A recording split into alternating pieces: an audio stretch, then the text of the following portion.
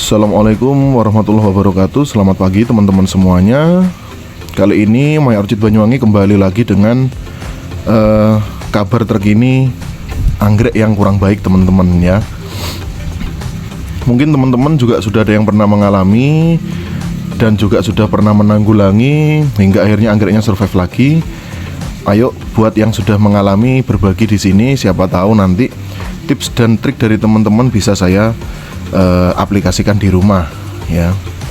Dan di depan kamera ini adalah sekumpulan kayu fosil teman-teman, kayu fosil yang kami rencanakan untuk digunakan sebagai media tanam anggrek ya. Barangkali ada teman-teman yang minat, nanti teman-teman bisa pesan via WhatsApp ya, silakan. Contohnya seperti ini, nanti dikasih kawat gantungan. Nanti tinggal kita sesuaikan posisinya seperti ini teman-teman misalnya ya. Tapi yang saya mau bahas pada kesempatan kali ini bukan mengenai kayu fosil, tapi mengenai Grammatophyllum scriptum teman-teman ya. Seperti apa pembahasannya, ikutin terus videonya sampai selesai.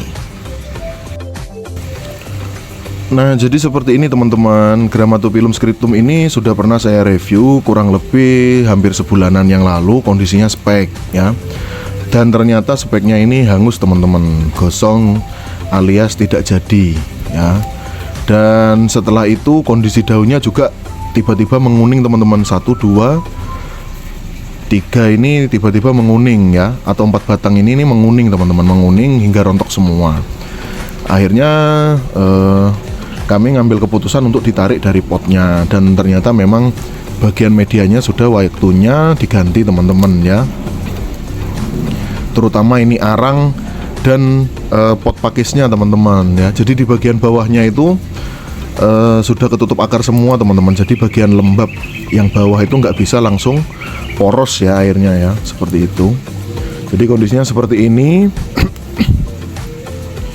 Tidak jadi bunga teman-teman ya, cukup sedih. Tapi ya ini namanya resiko dalam merawat anggrek teman-teman. Jadi salah satu resikonya ya seperti ini ya, kalau medianya sudah asam atau sudah kurang bagus misalnya berjamur, otomatis akan berpengaruh kepada anggreknya ya. Seperti ini bunganya nggak jadi tumbuh ya, terus daun-daunnya menguning. Ini kalau dibiarkan terus teman-teman, nggak diangkat dari potnya, mungkin batangnya ini akan lebih kisut daripada ini ya. Mungkin seperti ini kurang lebih ya, bisa lebih parah dari ini. Nah, jadi rencananya ini mau di split, enggak tahu nanti jadi berapa, entah jadi 2, entah jadi 3. Yang jelas ini mau saya kurangi dulu bagian akarnya teman-teman, biar nanti nyeplitnya lebih mudah, seperti itu. Untuk proses penyeplitan ini saya cepatkan teman-teman ya, supaya enggak makan durasi. Yang jelas akar-akar yang kempos atau akar-akar yang sudah nggak sehat itu dibuang semua teman-teman ya. Kalaupun nantinya ada akar yang sehat ikut kepotong, itu nggak masalah teman-teman, karena nantinya kalau sudah tumbuh tunas baru itu akan terganti dengan akar baru yang lebih sehat, seperti itu. Terus kalau sudah dipotong akar yang lama teman-teman, itu lebih enak dalam proses penyeplitan. Jadi kalau ada akar-akar yang masih istilahnya saling menyangkut, kalau akarnya sudah pendek itu nanti untuk memisahnya itu lebih mudah. Terus kemudian bagian tunas-tunas baru yang sudah muncul di bagian dalam itu bisa kelihatan daripada saat akarnya masih numpuk. Kalau akarnya masih numpuk, masih gondrong, itu biasanya bagian tunas yang ada di dalam itu nggak kelihatan karena ketutup sama akar angin terutama teman-teman. Keuntungan dari menyeplit itu sudah jelas, nanti jadinya lebih banyak ya teman-teman ya. Otomatis nanti teman-teman punya anggrek yang lebih banyak karena diseplit, karena hasil seplitannya masih bisa tumbuh tunas baru. Cuman ya ada kerugiannya adalah anggrek yang sudah split itu tidak dalam kondisi dewasa lagi teman-teman, alias kembali lagi ke masa remaja, sampai nantinya tumbuh tunas baru hingga berapa batang baru bisa disebut dewasa lagi, seperti itu. Jadi buat teman-teman nggak usah bingung, nggak usah takut ya. Kalau memang kondisi anggreknya memungkinkan untuk diseplit, lebih baik diseplit lalu dipindah dari pot yang sebelumnya, bisa diganti media tanamnya juga, karena ini juga dipengaruhi karena media tanamnya itu sudah asam teman-teman ya. Oleh sebab itu ini displit lalu diganti media tanamnya supaya nanti perakaran yang baru itu mendapatkan media tanam yang lebih sehat seperti itu.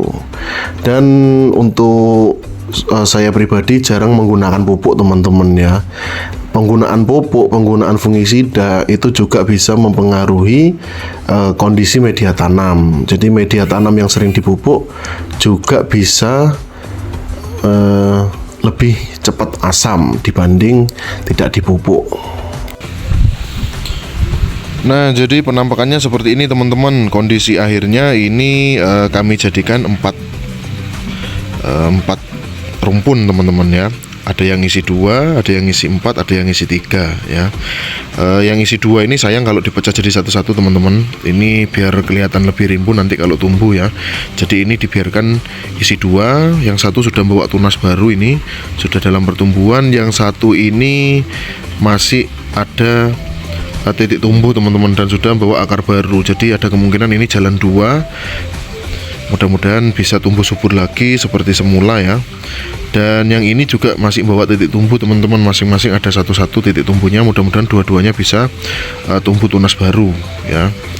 Terus kemudian yang ini batang indukan yang sudah tua banget ini juga masih ada titik tumbuhnya teman-teman. Mudah-mudahan nanti titik tumbuhnya ini juga bisa membawa tunas baru lagi, sehingga nanti bisa untuk meregenerasi teman-teman ya. Yang jelas ini batang yang pendek ini teman-teman, batang yang pendek ini juga masih ada titik tumbuhnya ya. Meskipun memang agak mepet dengan indukan yang lain, tapi nggak masalah. Mudah-mudahan yang 3 indukan awal ini bisa tumbuh tunas baru lagi. Terus kemudian ini isi 4 yang paling banyak isinya sudah membawa akar baru juga teman-teman. Sebelah sini juga membawa akar baru, membawa titik tumbuh. Ya ini paling rimbun di antara yang lain. Mudah-mudahan ini bisa survive juga, bisa mengawali untuk Grammatophyllum scriptum yang makin rimbun lagi dibanding sebelumnya ya, dan bisa tumbuh lebih sehat seperti itu. Nah, buat teman-teman yang punya pengalaman yang sama, terus mungkin ada teman-teman yang gagal, ada teman-teman yang berhasil, nanti bisa teman-teman berbagi pengalamannya via kolom komentar, atau teman-teman yang mungkin mau tanya-tanya via DM Instagram atau via WhatsApp juga boleh ya, silakan. Ini nanti tinggal saya kasih fungisida bekas potongannya teman-teman supaya lebih cepat kering dan aman. Dan ini nggak akan saya siram dulu sampai nanti dikasih media yang baru teman-teman ya, karena ini masih lembab teman-teman, masih lembab. Jadi nanti biar kena angin-angin dulu, disiapkan medianya. Entah nanti pakai media papan pakis dengan kawat gantungan atau menggunakan kayu gelam. Nanti berikutnya mungkin akan saya jadikan video pendek atau short video ya, seperti itu. Oke, mungkin itu saja yang bisa saya sampaikan untuk video kali ini ya. Semoga bermanfaat buat teman-teman semuanya. Sampai jumpa lagi di video kami selanjutnya. Wassalamualaikum warahmatullahi wabarakatuh.